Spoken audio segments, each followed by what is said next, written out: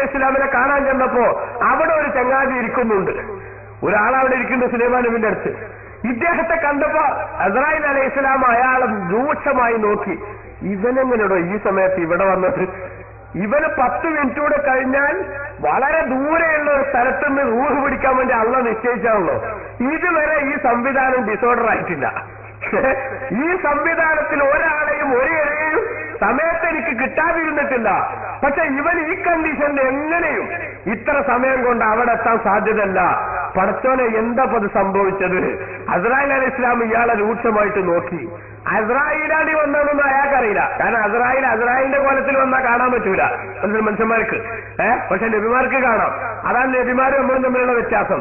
അതുകൊണ്ട് തന്നെ നബിമാരെ പറ്റി സാധാരണക്കാരെന്ന് പറയുന്ന ആളുകൾ, സാധാരണ മനുഷ്യന്മാരാണ് നബിമാർ എന്ന് പറയുന്ന ആളുകൾ വാസ്തവത്തിൽ ഈ ലോകത്ത് ചരിത്രത്തിൽ തീരെ കഥല്ലാത്തവരാണ്. കാരണം സാധാരണക്കാരന്റെ പ്രകൃതിയുള്ള ആളുകൾക്ക് ആ അവസ്ഥയിൽ തന്നെ മാലാഖമാരുടെ പ്രകൃതിയുമായി ഒരിക്കലും സംവദിക്കാൻ സാധിക്കില്ല. അപ്പൊ ഇവിടെ മനുഷ്യകോലത്തിൽ വന്ന് അസ്രായീൽ അലൈഹി ഇസ്ലാം സുലൈമാൻ നബിയോട് സംസാരിക്കാൻ വന്നപ്പോഴാണ് ഇയാളെ രൂക്ഷമായിട്ട് നോക്കിയത്. അപ്പോ അല്പം കഴിഞ്ഞ് അസ്രായീൽ അലൈഹി ഇസ്ലാം പോയപ്പോ ഈ മനുഷ്യന് ഭയങ്കര ബേജാറ്. സുലൈമാൻ നബി ആ വന്ന മനുഷ്യന്റെ വല്ലാത്തൊരു നോട്ടം നോക്കി. എനിക്ക് എന്തോ അറിയില്ല, മനസ്സിന് വല്ലാത്ത പേടിയുണ്ട്. നിങ്ങൾ ഇന്നെ എത്രയും പെട്ടെന്ന് ദയവ് ഇതിന്റെ നാട്ടിലേക്ക് എത്തിച്ചേരണം. കാരണം എന്താ, നമ്മളെ മാതിരത്തെ ഇന്നത്തെ വണ്ടിയൊന്നുമല്ലല്ലോ സുലൈമാൻ നബിയുടെ വണ്ടി. സുലൈമാൻ നബി അലൈഹി ഇസ്ലാമിന് അള്ളാഹു കാറ്റിനെ വാഹനമാക്കി കൊടുത്ത ആളാണ്.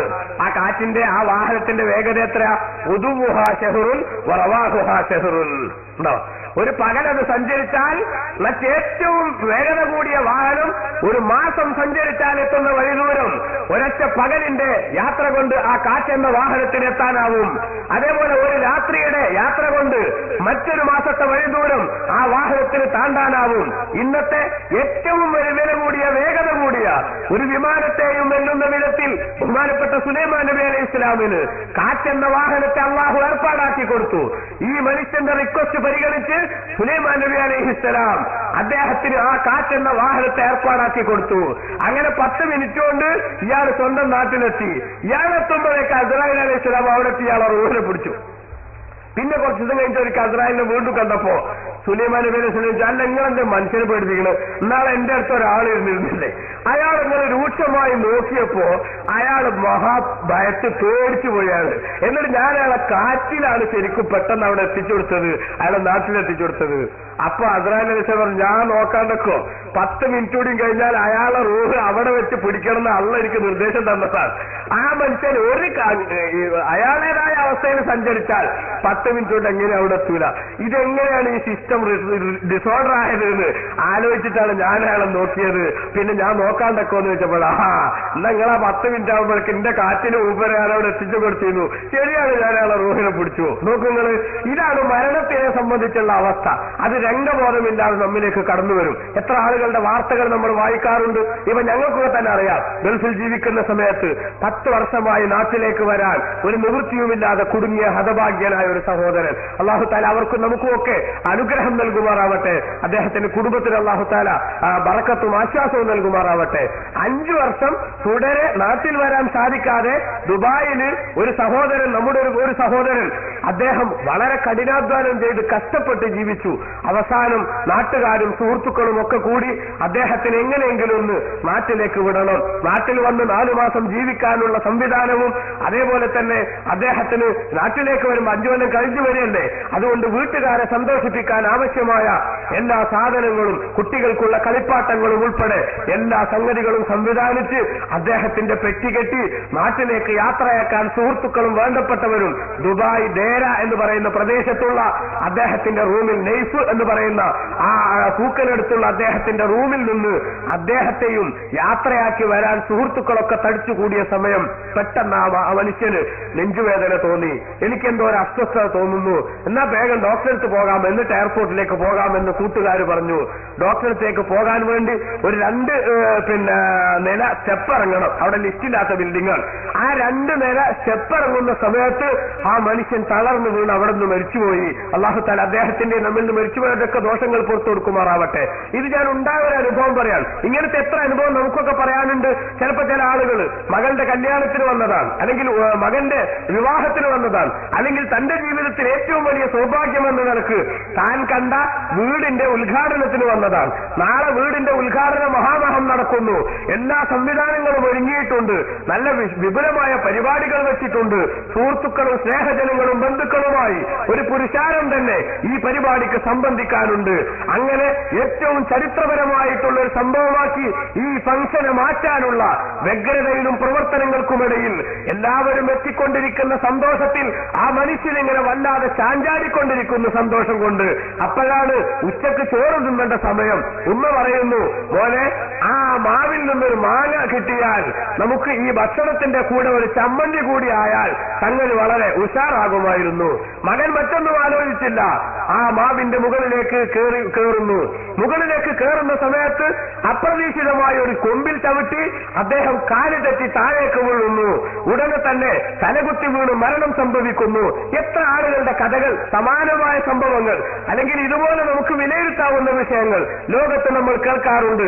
ഞാൻ സൂചിപ്പിക്കുന്നത്, നാം എന്ത് ചെയ്യുന്നുവെന്നോ എവിടെ നിൽക്കുന്നുവെന്നോ നമ്മുടെ ഇപ്പോഴത്തെ സാമൂഹ്യ ചുറ്റുപാടെന്താണെന്നോ അല്ലെങ്കിൽ നമ്മുടെ ഫാമിലി സെറ്റപ്പ് എന്താണെന്നോ ഇതൊന്നും അസ്രായീൽ അലൈഹിസ്സലാമിന് നോക്കേണ്ടതില്ല. ഉറങ്ങാൻ കിടക്കുന്നിടത്തും അതേപോലെ കല്യാണ സദസ്സിൽ വെച്ചും പുതുമണവാളനായി പുറപ്പെട്ടു പോകുന്ന സമയത്തും മണവാട്ടിയായി വീട്ടിലേക്ക് കയറി വരുന്ന സമയത്തുമൊക്കെ മരണം നമ്മെ പിടികൂടാൻ നിശ്ചയിക്കപ്പെട്ട സമയമായിട്ടുണ്ടെങ്കിൽ കാത്തു നിൽക്കുന്നുണ്ട്. അതുകൊണ്ട് തന്നെ മരിക്കുമെന്ന വിഷയത്തിന് ഇനി കൂടുതൽ ആർക്കും ഒന്നും പറയേണ്ടതില്ല. പക്ഷേ ആ മരിക്കാനുള്ള തയ്യാറെടുപ്പ് നടത്തുക എന്നതാണ് ബുദ്ധിയുള്ള മനുഷ്യന്റെ ബാധ്യത. മഹാനായ റസൂലുള്ളാഹി സ്വല്ലല്ലാഹു അലൈഹി വസല്ലമ തങ്ങൾ പറഞ്ഞതായി ഇബ്നു ഉമർ റളിയല്ലാഹു അൻഹു ഉദ്ധരിക്കുന്ന ഒരു ഹദീസിൽ നമുക്ക് കാണാൻ സാധിക്കും. അത്തൈതു നബിയ സ്വല്ലല്ലാഹു അലൈഹി വസല്ലമ ആശറ 10 ആളുകൾ ഞങ്ങൾ റസൂലുള്ളാഹിന്റെ അടുത്ത് ചെന്നു. ആ 10ൽ 10ാമനായിട്ടാണ് ഞാൻ കടന്നു ചെന്നത്. അങ്ങനെ ഫഖാമ റജുലുൻ മിനൽ അൻസാർ, മദീനക്കാരനായ ഒരു സഹാബി എഴുന്നേറ്റ് റസൂലുള്ളാഹിയോട് ചോദിച്ചു, യാ നബിയല്ലാഹ്, അല്ലാഹുവിന്റെ റസൂലേ, മൻ നക്കിയ സുന്നാസ് വഅഹ്സമുന്നാസ്, ജനങ്ങളുടെ കൂട്ടത്തിൽ ഏറ്റവും ബുദ്ധിരാക്ഷസനാരാണ്, ഏറ്റവും ബുദ്ധിയുള്ള മനുഷ്യനാരാണ് എന്ന് റസൂലുള്ളാഹി സ്വല്ലല്ലാഹു അലൈഹി വസല്ലം തങ്ങളോട് ഞങ്ങൾ ഈ 10 ആളുകൾ ഉൾക്കൊള്ളുന്ന സംഘത്തിൽ നിന്നൊരാൾ എഴുന്നേറ്റ് ചോദിച്ചു. റസൂലുള്ളാഹി സ്വല്ലല്ലാഹു അലൈഹി വസല്ലം തങ്ങളുടെ മറുപടി, അക്സറുഹും ദിക്റൻ ലിൽ മൗത്ത് വഅക്സറുഹും ഇസ്തിഅദാദൻ ലിൽ മൗത്ത്, മരിക്കുമെന്ന ഓർമ്മ ഏറ്റവും കൂടുതൽ കൊണ്ടു നടക്കുന്നവനും മരിക്കാനുള്ള തയ്യാറെടുപ്പുകൾ ഏറ്റവും കൂടുതൽ നടത്തിക്കൊണ്ടിരിക്കുന്നവരുമാരോ അവനാണ് ബുദ്ധിയുള്ള മനുഷ്യൻ. ബഹുമാനപ്പെട്ട റസൂലുള്ളാഹി സ്വല്ലല്ലാഹു അലൈഹി വസല്ലം തങ്ങൾ പറഞ്ഞു, ഉലൈകൽ അഖിയാസ്, ആ സ്വഭാവം സ്വീകരിക്കുന്നവരാരോ ആ കൂട്ടരാണ് ബുദ്ധിരാക്ഷസന്മാർ. ലഹബൂ ബിശറഫി ദുനിയാ വകറാമത്തിൽ ആഖിറ, ആ സ്വഭാവമുള്ള ആളുകൾ ദുനിയാവിന്റെ മഹിമയും പവറും അതോടൊപ്പം തന്നെ ആഖിറത്തിന്റെ ബഹുമാനവും അത് രണ്ടും കരസ്ഥമാക്കി നാടു നീങ്ങിയവരായിരിക്കും. നോക്കൂ നിങ്ങൾ പ്രിയപ്പെട്ട സഹോദരന്മാരെ, ബഹുമാനമുള്ള സഹോദരിമാരെ, റസൂലുള്ളാഹിന്റെ വലിയ ഗൗരവമുള്ള ഉപദേശമാണ് ഇവിടെ നമ്മൾ കാണുന്നത്. ഏറ്റവും വലിയ ബുദ്ധിയുള്ളവരാരാണ്?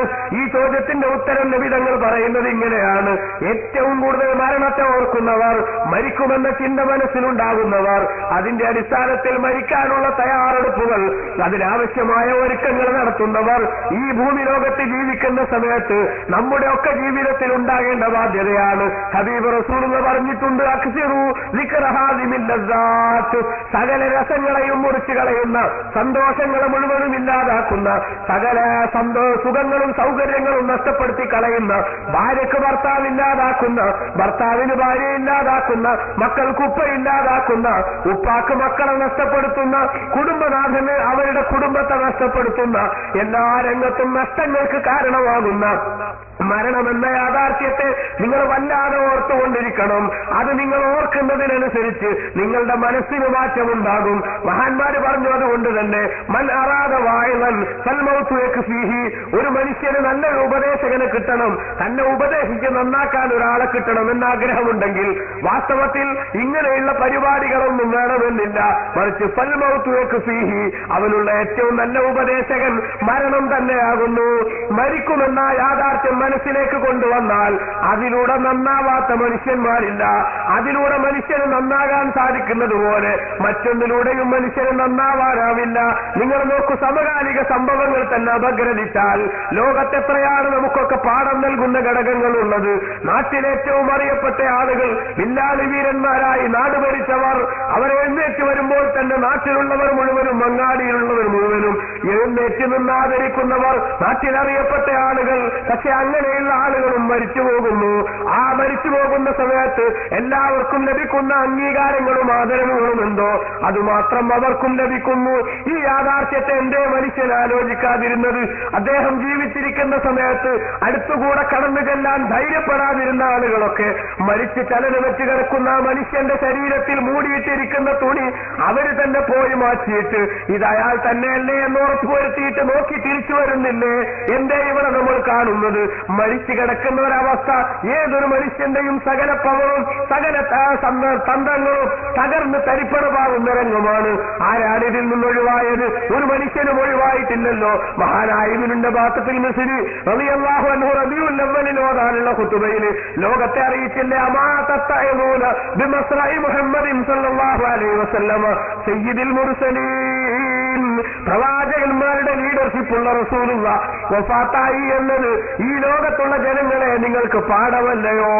റസൂലുള്ള ഈ ലോകത്തിന്റെ വഫാത്തായിട്ടുണ്ടെങ്കിൽ പിന്നെ ആർക്കാണ് ഇനി ഇവിടെ കാലാകാലം ജീവിക്കാനാവുക?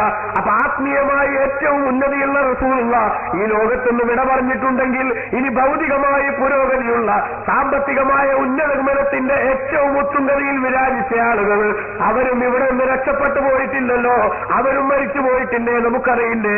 ചരിത്രത്തിൽ പ്രവാചകന്മാരോട് വെല്ലുവിളിച്ച് ജീവിച്ച ഏറ്റവും വൃത്തികെട്ട ഒരു മനുഷ്യനുണ്ട് ചരിത്രത്തിൽ. ശദ്ദാദ് ഇബ്നു ആദ് എന്നാണ് അയാളുടെ പേര്. പ്രവാചകന്മാർ സ്വർഗം കൊടുക്കുമെന്ന് പറഞ്ഞപ്പോൾ, സ്വർഗത്തിൽ ഉന്നത സൗഭാഗ്യങ്ങളും സൗകര്യങ്ങളും ഉണ്ടെന്ന് അറിയിച്ചപ്പോൾ, പക്ഷെ അതൊക്കെ മരിച്ചു ചെന്നതിന് ശേഷമാണെന്ന് പ്രവാചകന്മാർ പറഞ്ഞതിന്റെ പേരിൽ ആ പ്രവാചകന്മാരെ കളിയാക്കി ഭൂമി ലോകത്ത് തന്നെ കൃത്രിമ സ്വർഗം പണിതുകൊണ്ട് ആ സ്വർഗത്തിലേക്ക് ഇതാ പ്രവാചകന്മാരൊക്കെ നാളെ തരാം, കടമായിട്ട് തരാം സ്വർഗം എന്നാണ് പറയുന്നത്. അതേസമയത്ത് ഞാൻ നിങ്ങൾക്ക് റൊക്കം സ്വർഗം തരാൻ പോകുന്നു എന്ന് പറഞ്ഞ് സ്വർഗത്തിലുണ്ടെന്ന് വിശേഷിപ്പിക്കപ്പെട്ട സൗകര്യങ്ങളൊക്കെ ഭൗതിക ലോകത്ത് ഇയാളെ കൊണ്ട് ഒരുക്കാനാവുന്നത് പോലെ അല്പാൽപമായി ഒരുക്കി വെച്ചതിന് ശേഷം ആ മനുഷ്യൻ സ്വർഗത്തിന്റെ ഉദ്ഘാടനം നിർവഹിക്കാനായി ചരിത്രത്തിൽ ഏറ്റവും പ്രധാനപ്പെട്ട ഒരു സംഭവമായി മാറുമെന്ന നിലക്ക് അതിന്റെ ഉദ്ഘാടനം നിർവഹിക്കാൻ വീട്ടിൽ നിന്നിങ്ങനെ അനുയായികളുടെ സമേതം പരിവാര സമേതം നടന്നിങ്ങ് വരുമ്പോൾ ഉദ്ഘാടനത്തിന്റെ തൊട്ടുമുമ്പേ അദ്ദേഹം അറ്റാക്ക് വന്ന് മരിക്കുന്ന ചരിത്രം വിശുദ്ധ ഇസ്ലാം രേഖപ്പെടുത്തുന്നു. അത് ഭൗതിക ലോകത്തെ ഏറ്റവും വലിയ പുരോഗതി ഉണ്ടായിരുന്നയാള്. അതേപോലെ കാറൂനിനെ കുറിച്ച് നമുക്കറിയില്ലേ? ഇന്ന കാറൂന കാന മിൻ ഖൗമി മൂസ. മൂസ അലൈഹി ഇസ്ലാമിന്റെ പരമ്പരയിൽപ്പെട്ട കുടുംബത്തിൽപ്പെട്ട സമൂഹത്തിൽപ്പെട്ട ഉമ്മത്തിൽപ്പെട്ട ആളായിരുന്നു കാറൂൻ. 5 കാശിന് വകയില്ലാതെ നടന്ന മനുഷ്യൻ. എപ്പോ മൂസ നബി അലൈഹി ഇസ്ലാമിനെ കണ്ടാലും പറയും, മൂസാ നബിയെ എനിക്ക് അനുഗ്രഹത്തിന് വേണ്ടി നിങ്ങളൊന്ന് പ്രാർത്ഥിക്കണേ. അവസാനം അദ്ദേഹത്തിന്റെ ആവശ്യപ്പെടൽ വർദ്ധിച്ചപ്പോ മൂസാ നബി അലൈഹി ഇസ്ലാം അനുഗ്രഹത്തിന് വേണ്ടി പ്രാർത്ഥിച്ചു. അദ്ദേഹം തൊട്ടതൊക്കെ പൊന്നാക്കുന്ന അത്ഭുതങ്ങൾ കാണിച്ചുകൊണ്ടിരുന്നു. അങ്ങനെ അത്ഭുതങ്ങൾ കാണിച്ചുകൊണ്ടിരിക്കുന്ന കാറൂൻ, ആ കാറൂന് പണത്തിന്റെ ഉത്തുംഗ സോപാനത്തിൽ വിരാജിക്കാനുള്ള സൗഭാഗ്യമുണ്ടായപ്പോ ഇനി മൂസാ നബി അലൈഹി ഇസ്ലാമിനെ അയാൾക്ക് കണ്ടുകൂടാതായി. മൂസാ നബി തന്റെ സ്റ്റാറ്റസിൽ ചേർന്ന ആളല്ല എന്ന തോന്നൽ വന്നു. ഇപ്പോഴും ലോകത്തെ ചിലർക്കൊക്കെ അങ്ങനെയില്ലേ? കഞ്ഞി കുടിക്കാൻ വകയില്ലാത്ത അവസ്ഥയിൽ നിന്ന് സാമ്പത്തികമായ ഉന്നതി പഠിച്ച റബ്ബ് കൊടുത്താൽ അത് റബ്ബ് കൊടുത്തതാണെന്ന ചിന്തയില്ലാതെ അഹങ്കാരത്തിന്റെ കൊടുമുടിയിലേറി ലോകത്തുകൂടെ നടക്കുന്ന ആളുകൾ ലോകത്ത് നമുക്ക് കാണാൻ സാധിക്കും. പക്ഷേ കാറൂൻ അവർക്കൊക്കെ വലിയ പാഠമാണ്. മൂസ നബി അലൈഹി ഇസ്ലാമിനെ കണ്ടുകൂടാതായ അയാൾക്ക് അങ്ങനെ ഒരു ദിവസം അയാൾ ഏറ്റവും വലിയ പ്രൗഢിയുള്ള വസ്ത്രങ്ങൾ ധരിച്ച് ജനങ്ങളുടെ മുന്നിലേക്ക് അയാളെന്ന് എഴുന്നള്ളിയപ്പോൾ ഖുർആൻ പറയുന്നു, ഫഖറജ അലാ ഖൗമിഹി ഫീ സീനതിഹി. തന്റെ പ്രൗഢിയുള്ള വസ്ത്രങ്ങൾ ധരിച്ച് ആഡംബരങ്ങൾ നിറഞ്ഞ വാഹനത്തിൽ അദ്ദേഹം ഇങ്ങനെ ജനങ്ങളുടെ ഇടയിലേക്ക് എഴുന്നള്ളിയപ്പോൾ ആ രംഗം കണ്ട സമയത്ത് ജനങ്ങളെ കൂട്ടത്തിൽ ചിലര്, വലിയ ചിന്തയില്ലാത്ത ചിലർ പറഞ്ഞുപോയി, കാറൂനിന് നൽകപ്പെട്ടതുപോലത്തെ സൗഭാഗ്യം ഞങ്ങൾക്കും ലഭിച്ചെങ്കിൽ എത്ര നന്നായിരുന്നു എന്ന് ചിലർ പറഞ്ഞു. അപ്പൊ ബുദ്ധിയുള്ള മനുഷ്യന്മാര് കാര്യങ്ങളേതാവും ഇത് വിലയിരുത്തുന്നവർ പറഞ്ഞു, ഓ ജനങ്ങളെ, നിങ്ങൾക്ക് എന്ത് നാശമാണ് വരാൻ പോകുന്നത്? കാറൂനിന് പഠിച്ചവൻ പണം കൊടുത്തുവെന്ന് നേരാണ്. പക്ഷേ അല്ലാഹുവിന്റെ ദീൻ ഇവിടെ നടത്താൻ നിയോഗിക്കപ്പെട്ട മൂസ നബി അലൈഹി ഇസ്ലാമിനെ പ്രതിസ്ഥാനത്ത് നിർത്തി പ്രതീക്ഷിച്ചുകൊണ്ട്, ശത്രുവിന്റെ സ്ഥാനത്ത് പ്രതീക്ഷിച്ചുകൊണ്ട് തേരോട്ടം നടത്തുന്ന ഈ മനുഷ്യന്റെ അപകടം, ഇവന്റെ അധപ്പതനം ഏതു സമയത്തും ഉണ്ടാകാൻ പോവുകയാണ്. അതുകൊണ്ട് അവനെ പോലെ പണം ഉണ്ടാകണമെന്ന് നിങ്ങൾ ആഗ്രഹിക്കല്ലേ. അങ്ങനെ പറഞ്ഞു തീരുമ്പോഴേക്ക് വിശുദ്ധ ഖുർആൻ പറയുന്നു, അവനെയും അവന്റെ വീടും നമ്മൾ ഭൂമിയിലേക്ക് ആഴ്ത്തിക്കളഞ്ഞു. ഭൂമിയിലേക്ക് ഇങ്ങനെ ആഴ്ന്നു പോകുന്ന വലിയ പവർ ഉണ്ടായിരുന്ന പണക്കാരൻ ഖാറൂൻ. എന്താണ് ഖാറൂനിന്റെ പണത്തിന്റെ അവസ്ഥ? വിശുദ്ധ ഖുർആനിൽ അല്ലാഹു തആല പറയുന്നുണ്ട്, ആ ഖാറൂൻ മിനൽ കുനൂസി മാ ഇന്ന മഫാത്തിഹു ലതനൂഉ ബിൽ ഉസ്ബത്തി ഉലിൽ ഖുവ്വത്തി മിൻകും. ഓ പ്രിയപ്പെട്ട സഹോദര സഹോദരി, നമ്മൾ ചിന്തിക്കണം, ഭൗതിക ലോകത്ത് 4 മുക്കാലുണ്ടാകുമ്പോഴേക്ക് ഒരു മനുഷ്യനും മഹാനാകുന്നില്ല, ഒരാളും പവറുള്ളവനാകുന്നില്ല. കാരണം ഖാറൂനിനുണ്ടായ പണത്തിന്റെ അളവ് എത്രയാണ്?